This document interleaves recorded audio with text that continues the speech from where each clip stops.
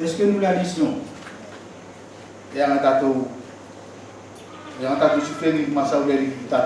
Est-ce que nous ouvrons cette parole pour que Dieu nous parle? Parce que le moment où nous ouvrons sa parole, le Seigneur doit nous parler. Il te parle.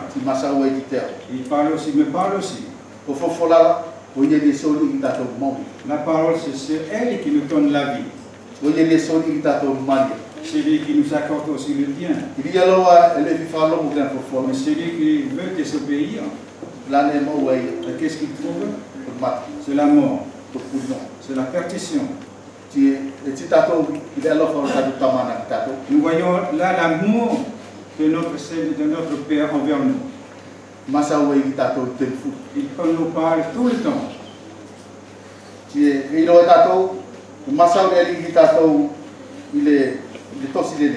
nous parle à travers ce livre. Et toutes les paroles dites dans ce livre viennent de la bouche de l'Éternel. Et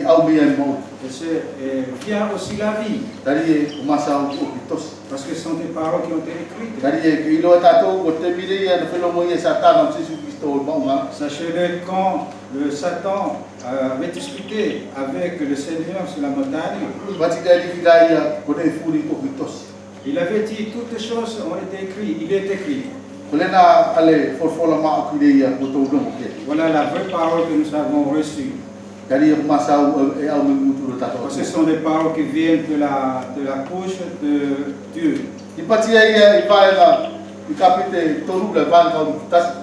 Il est dit au chapitre 3, verset 21.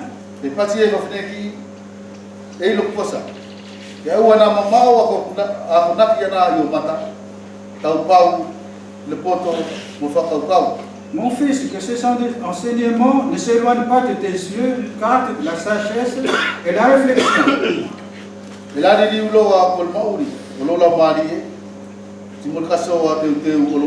Et seront la vie de ton âme et l'ornement de ton cou.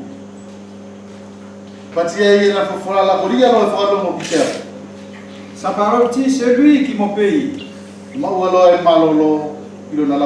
aura le repos pour son âme. Et il se reposera dans la paix. Il vivra dans la tranquillité. Il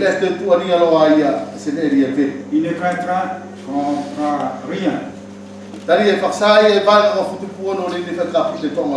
Parce qu'il est dit au verset 16 de ce même chapitre. C'est ce que le Père adresse à nous.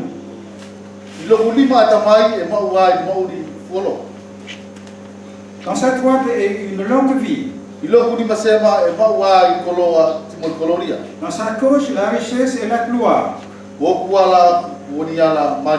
Ses voies sont des voies agréables. Et tous ses sentiers sont paisibles. Elle est un arbre de vie pour ceux qui la saisissent. Et ceux qui la possèdent sont heureux.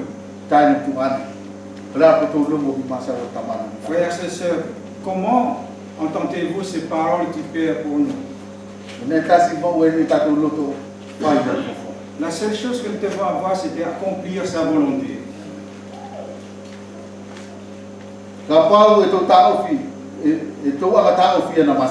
Si nous gardons ces paroles, si nous gardons sa parole, nous saurons que nous sommes avec lui. Comme le 1 Jean, le 10 chapitre 2, verset 3. Si nous écoutons sa parole, c'est ainsi que nous sachions que nous l'avons. Qu'est-ce que nous sachons? Qui nous cherchons? C'est le Seigneur Jésus-Christ. Et l'amour de celui est vrai de Dieu envers celui qui accomplit sa parole. Parce que celui qui accomplit sa parole Qui doit savoir qu'il est avec lui. Si nous savons Jésus-Christ, il est dit, cherche-le comme tu cherches l'argent. Vous tous qui vivez ici, qu'est-ce que vous cherchez? C'est la seule chose que vous cherchez parce que cela est utile pour votre vie. Quel est le désir de notre Seigneur? Que nous puissions le chercher comme ce que tu cherches tous les jours. Voilà l'argent qui ne se perdra point.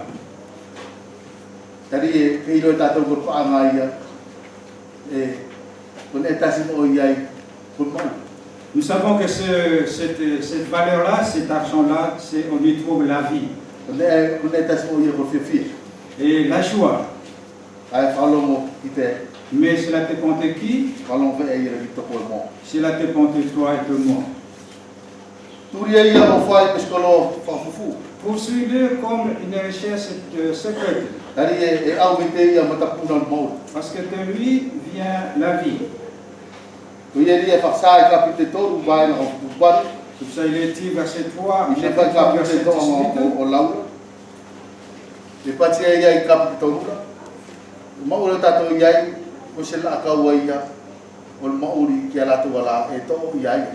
Il est dit, elle est un arbre de vie pour ceux qui la saisissent. Et ceux qui la possèdent seront heureux.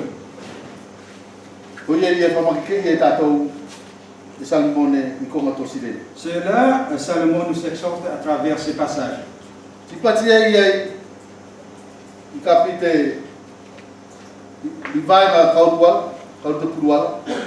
Au verset 22, 20 à 22,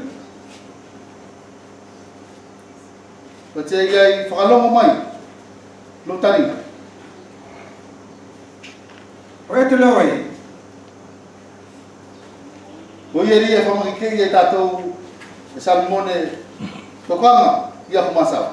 C'est pour cela que Salomon nous met en garde de faire attention à ces paroles. Prête l'oreille à mes discours. Garde-les dans le fond de ton cœur. Car c'est la vie pour ceux qui le trouvent. La parole nous parle en toutes choses. Et que toute oreille soit ouverte. Et entendre ce que le Saint-Esprit nous dit. Comme le dit Job.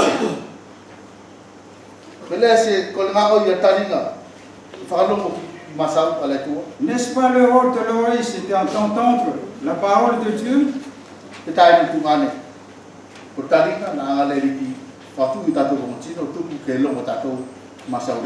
Le Seigneur avait mis l'oreille dans notre corps afin que nous puissions écouter sa parole. C'est pour cela que Dieu nous encourage ce matin. Il dit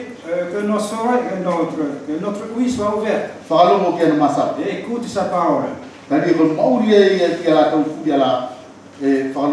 Car c'est la vie à tous ceux qui l'écoutent, qui l'entendent.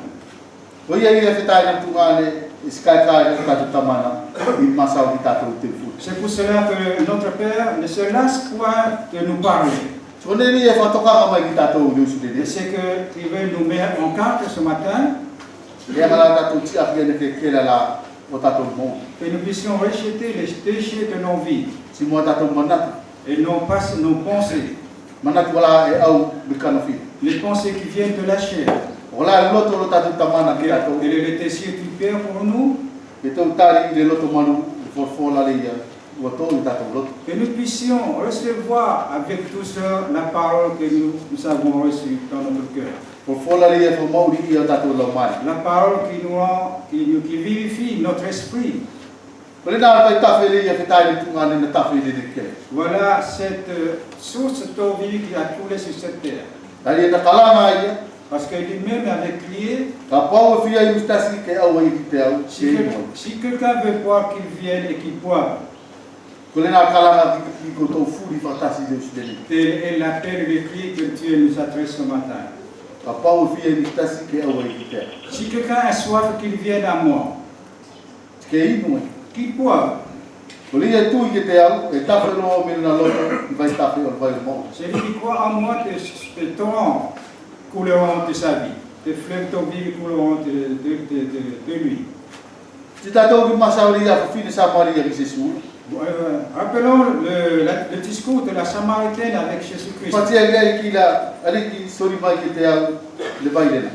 Il avait dit au Seigneur, Seigneur, donne-moi de cette eau-là, afin que je ne puisse avoir soif. Et que je ne vienne puiser de l'eau dans cette source. Voilà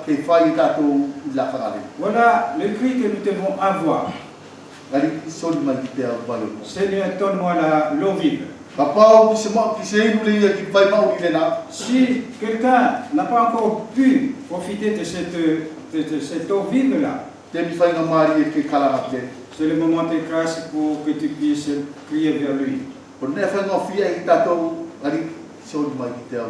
C'est quelque chose de facile de crier simplement, Seigneur, donne-moi l'eau vive. Parce que le Seigneur lui avait dit, celui qui boira de cette eau que je lui donnerai, il sera rassasié. Et cette eau deviendra en lui une source d'eau vive qui jaillira jusqu'à l'éternité, jusqu'à la fin, jusqu'à la vie éternelle. Telles sont les paroles que le Seigneur veut nous exhorter ce matin. C'est simplement, c'est facile comme mot. Mais pour le monde, cela est très difficile pour les gens de ce monde. Simplement, celui qui veut boire de cette eau-là, il criera comme cette femme avait crié. Il avait dit, Seigneur, donne-moi de cette eau-là.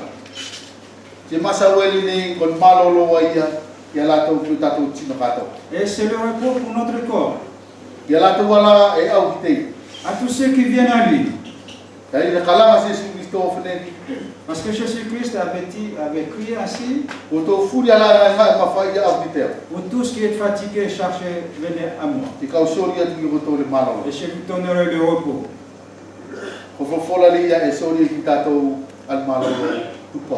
C'est la parole qui nous donne le vrai repos. Qui nous accorde la paix.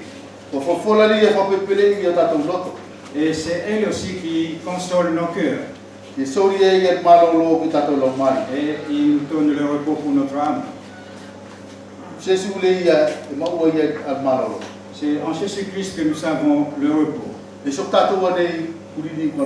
Ce n'est pas nous qui sommes devenus ses enfants. Non, c'est Christ qui a. Nous venons à lui. Si vous êtes venu en responsable ou à moi, tu ne trouveras pas la vie, ni le repos. C'est le seul que nous devons aller. C'est Jésus-Christ. Il a dit, venez. Venez à moi. Tel est l'appel de notre Seigneur nous concernant ce matin. Il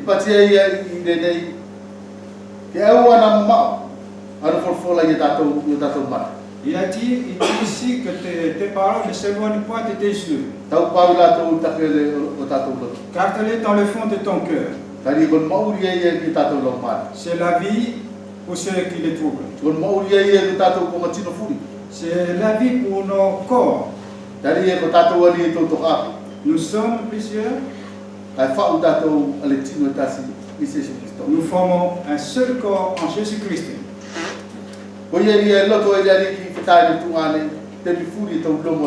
C'est pour cela que le Seigneur veut, à chaque fois que nous entendons sa parole, que nous n'arrêtons pas simplement à l'écoute.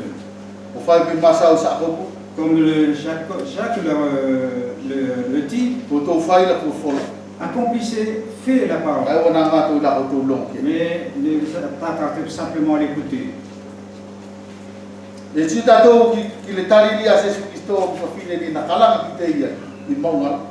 Vous voyez que la réponse de Christ envers la femme qui lui avait pris sur la montagne, la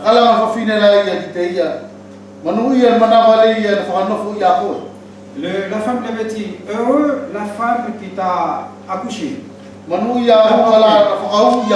les seins qui t'ont allaité. Mais Jésus avait dit ceci, heureux ceux qui écoutent ma parole, ceux qui écoutent la parole de Dieu et la gardent.